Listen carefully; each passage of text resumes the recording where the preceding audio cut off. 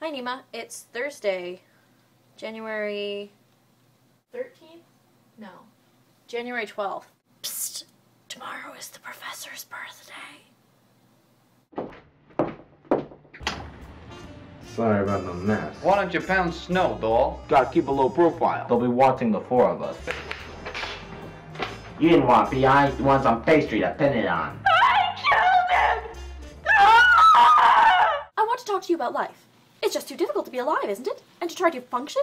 There are all these people to deal with. I tried to buy a can of tuna fish at the supermarket, and there was this person standing right in front of where I wanted to reach out to get the tuna fish. And I waited a while to see if they'd move, and they didn't. They were looking at the tuna fish too, but they were taking a real long time on it, reading the ingredients of each can like they were a book. And a pretty boring book if you ask me, but nobody has.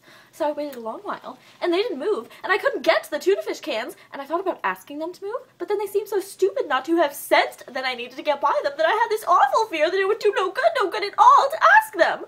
They'd probably say something like, "Oh, they'll move when we're goddamn ready, you nagging bitch." And what would I do? So that was the monologue I selected for my entry to KCACTF. I swiped it from the play Laughing Wild by Christopher Durang. And I had to cut it down to exactly a minute because that's how long you have for your monologue. You can be disqualified if you go over time. And that is a really unfortunate thing to be disqualified for because you don't even get to do your monologue unless you make it to the third round. So I have to talk at like 6 trillion miles a minute just to get through that monologue. That's a fun monologue though. Like, I had a good time selecting it and rehearsing it. Even if I don't make it to the third round, I know I had a good time. I'll be a good sport. You know, after I kill all the other contestants.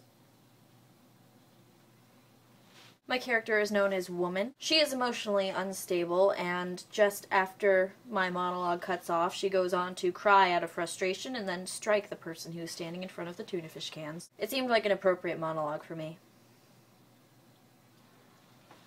That is all I have to say. I hope you enjoyed today's performance. Please carry on with your lives. Bye Sarah, bye Lily. Oh my god. It's okay.